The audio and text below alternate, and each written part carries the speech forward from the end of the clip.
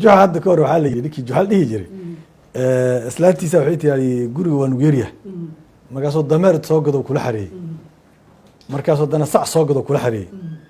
markaas tii war dameerkan sacan maxaa waa dameerkana waa raranaysa sacana waa maalinaysaa war anaga guri awl cariir nu ahay naga bixi waayo maya len ka bixi maayo waa in kula jirayaan islaantii iyo carruurtii fidhahay waxay ku gogortameen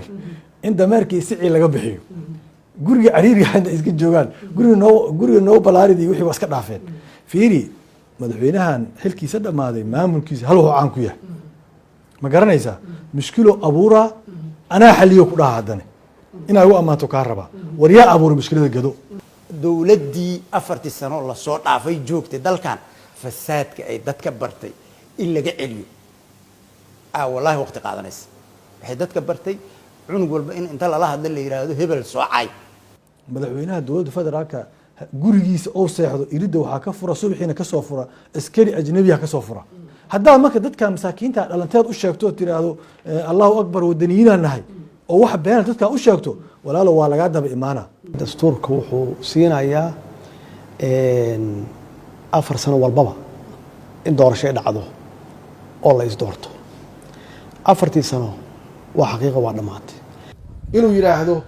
waqtigeyga waa dhamaaday hawshan dadkii ku habooneed ha loo gudbiyo waxaa mar walba la igu riixayo oo dad badan ay rabeen in extension la sameeyo oo 2 sano lagu sii daro dawladda anaa diidanay welina waa diidanahay qofka mas'uulka la dooranayo si sharci inuu xafiiska ku yimaado inta uu joogo xafiiskan inuu si sharci ku maamulo maalinta waqtigiisa dhamaadana si sharci inuu uga tago ama ku joogo aragtida farmaajo oo hogaamiyo waxay leedahay federaal ma ogoli 4 sano federaalka loo dagaalsanaa wax dastuur la ma aqoonsani nidaamkii dimuqraadiga qor isku dhiibka dalkan ku soo caanamaalay ma ogoli doorasho aan hubo on keligii qaadanayaan ogolahay 4 sano madaxweynahan arkay wadan ma maamulaynin yaa maamulayay xageesa wadankan uu ku socdaa 4 sano kadibna sharciyada maanta baarlamaan lagula hadlay iyo waxa la soo saaray maxay noqonaysaa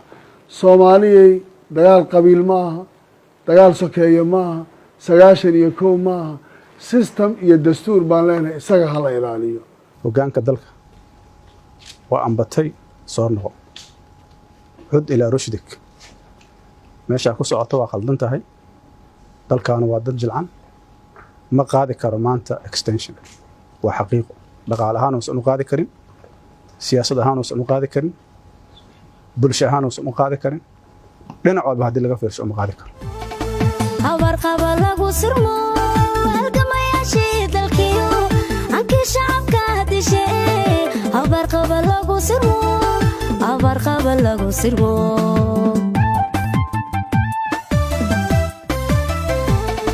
habar qaba lagu sirmo halgamayaashii dalkiyo ankii shacabka hadishee habar qaba lagu sirmo habar qaba lagu sirmo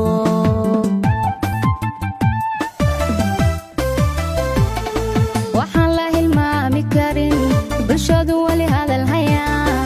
halaagii soo bayo halkaad qalbi dhagax dhigteen